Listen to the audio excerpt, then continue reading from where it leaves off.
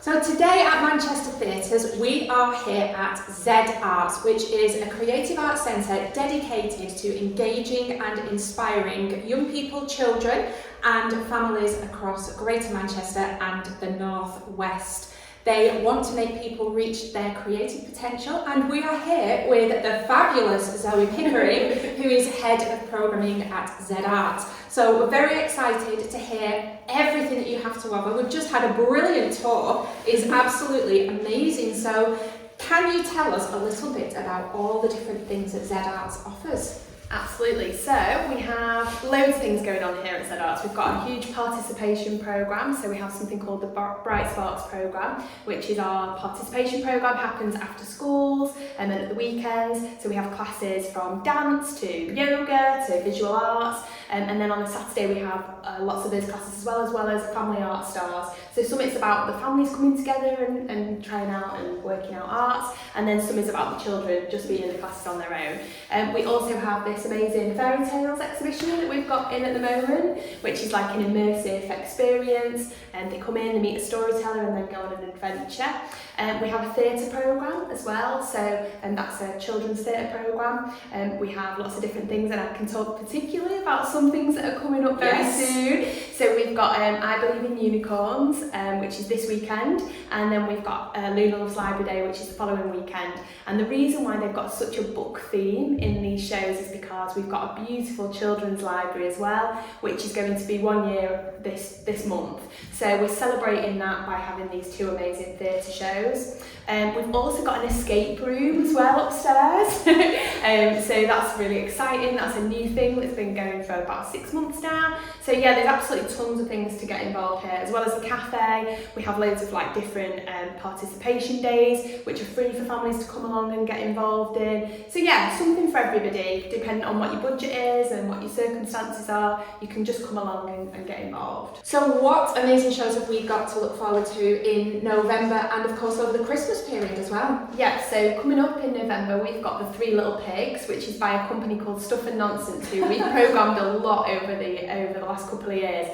Really brilliant, high quality, just fab fun. Three Little Pigs, what's not to like? And then for Christmas in December, the first show we've got is The Lightbulb Princess, which is by Tutti Frutti and 1/10 Human, and we work loads with 1/10 Human. Yes. They're a fab company that we love, and it's got kind of like a STEM, like science, maths kind of element to it, and really participatory. So that looks fab. And then of course for Christmas is my favourite time of year, our favourite time of year, and because it's for our youngest of audiences. So we've got Twinkle Twinkle, which is for 1 to 4 year olds, and it's set to be absolutely glorious. And we've got like a 2.5 week run of that, so it runs right up to Christmas and then between Christmas and New Year.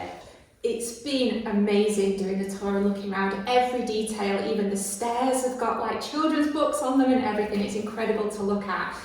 So you are Head of Programming, so can you tell us what that entails? Is that programming to do with the shows that the venue brings in, or is it the classes or the exhibitions? What do you program? Yeah, so I program the children's theatre programme really. So and then I've got a Head of Creative Development, and their job is they do the participation programme and like the exhibition and the escape room. So yeah, so our roles are sort of divided, but we all work really closely together to make sure that, you know, when I program a theatre show, we link it to what might be happening in the half-term activity. So the artists that we work with are incredible and amazing and light the building up, you know, as you can imagine, and they're so great at looking at, what is this show, and what might be a really good workshop that we can do with some of the children that are coming in.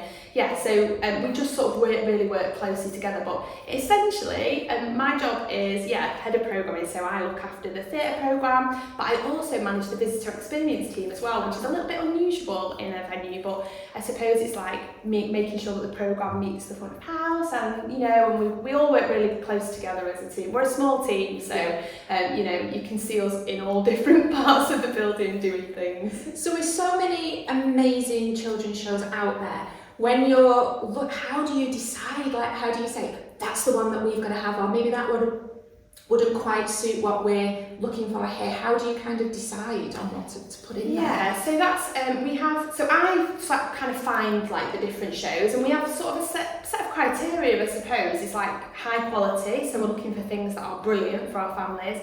We're looking for things that are reflective of our families as well, so making sure that the diversity of the cast, the creative team, the stories that we bring, that's really important, that across a programme we really are reflecting, you know, the audience. So for example, we launched our season this time with the really fabulous cabaret show, which is the show by Darren Pritchard and Blackboard Arts, and it's just absolutely fantastic because it's celebrating all that's like individual and different about the world. You know, there's a really LGBTQ plus focus in that piece of work, and also black work as well, black artists that he works with. So we're really always looking for work that challenges what the perception is of children's theatre as well, because I think still there is a feeling that children's theatre can be twee and you know, not very challenging, and actually I would argue that, you know, children aren't children, they're just young adults who are so smart. You know, they know more than we do, right?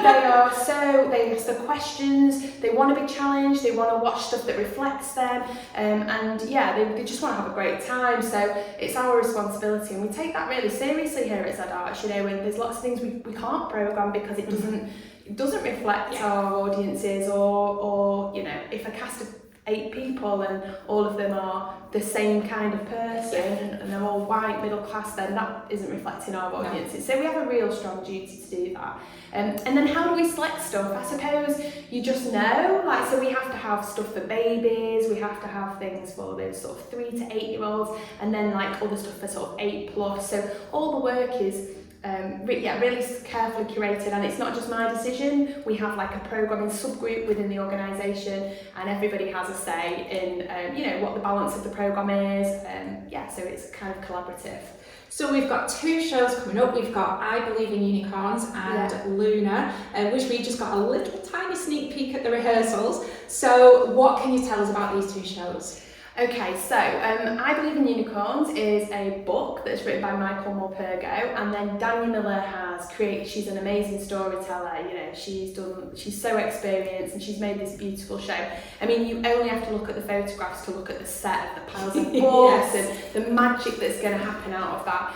We've got a school show on Friday, and then public shows all the way through the weekend, and that's in partnership with Manchester Literature Festival. We often work closely in partnership with other people because, you know, that's how the best work's made and how audiences are reached. And then we also, when we talk about Luna, Luna Loves Library Day, the musical, is a book that's based, is a play that's based on the book by Joseph Coelho, who happens to be the Children's Laureate at the moment. But we didn't know that when we first went into this. This has been in the making for a long time, and we're working with Little Seeds Music and David Gibb, who is the composer.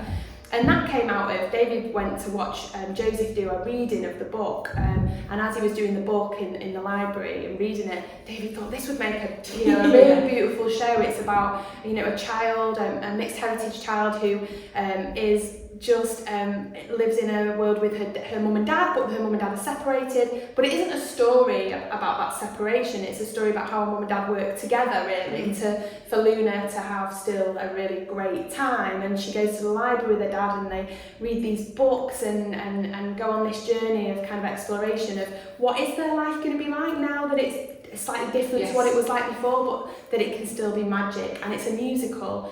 And David's really keen for musical experiences for children not to be dumbed down in any way. So the performers that we got are, you know, are West End performers. They are the best in the business. You know, they've got these big voices, and the sounds coming out of the rehearsal space are just incredible. So we're really proud of that kind of work. You know, it's a first experience of musical theatre for the younger audiences, and it's less than an hour, and let's face it, that's the best thing about children's theatre.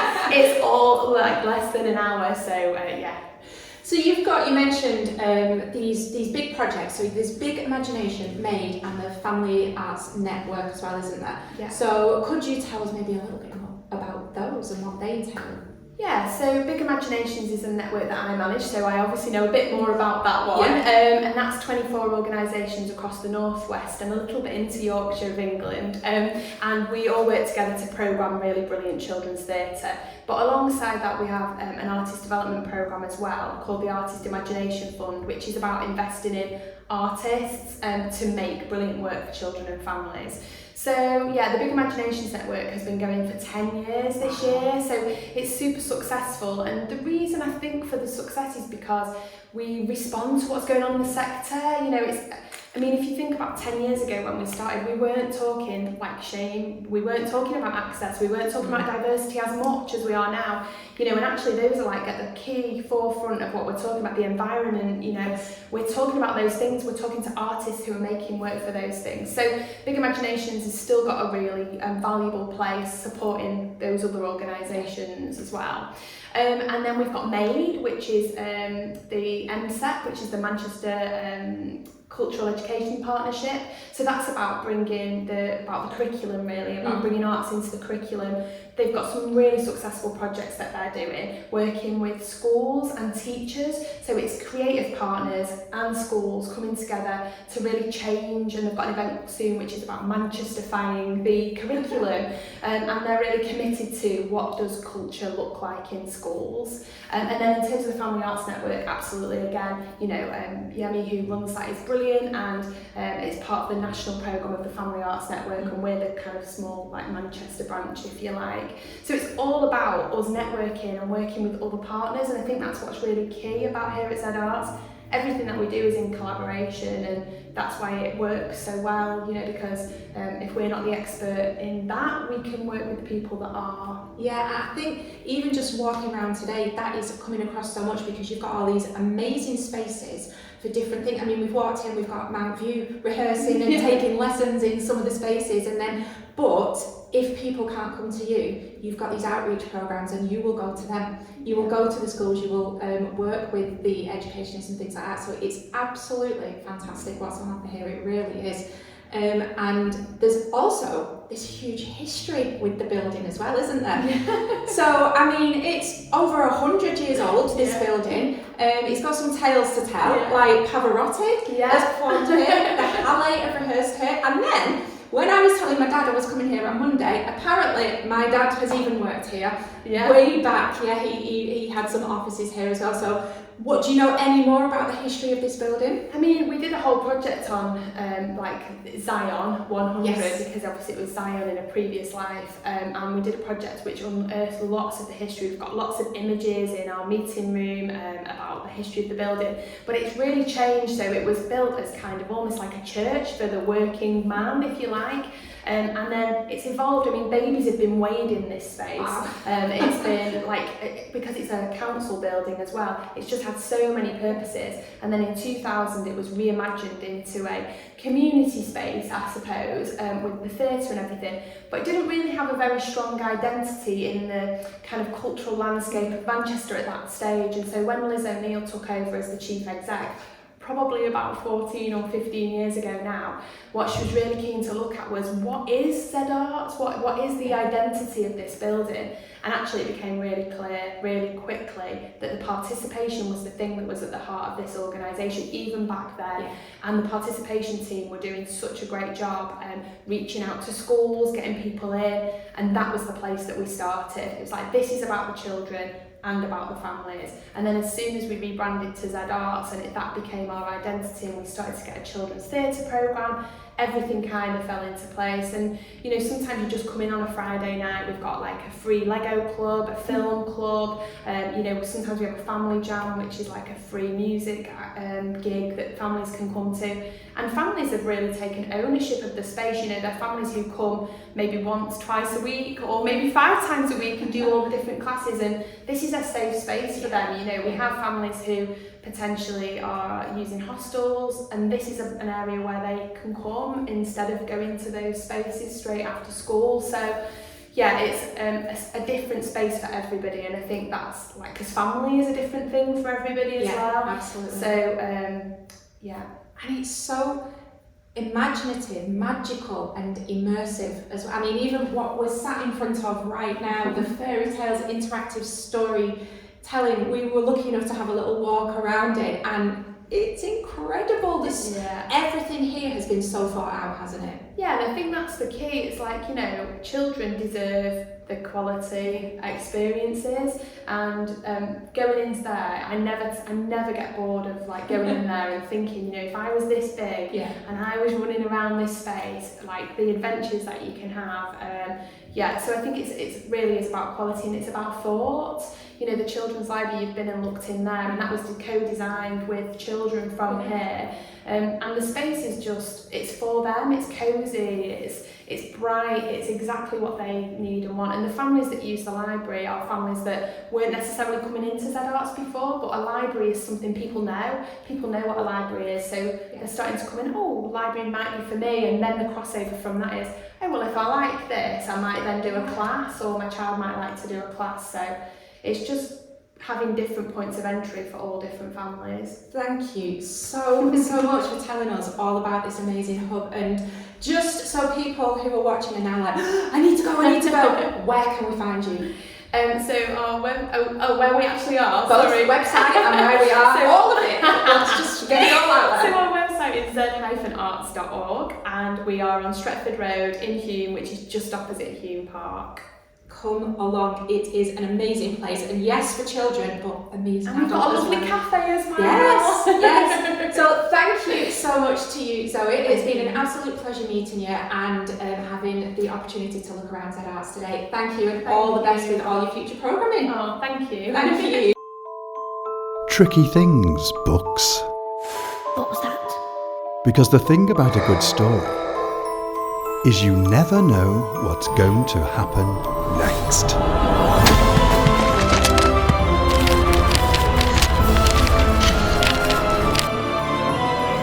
In the Library of Enchantment, solve the puzzles and step into worlds from classic stories. Sail the seven seas. Travel through time. Enter outer space.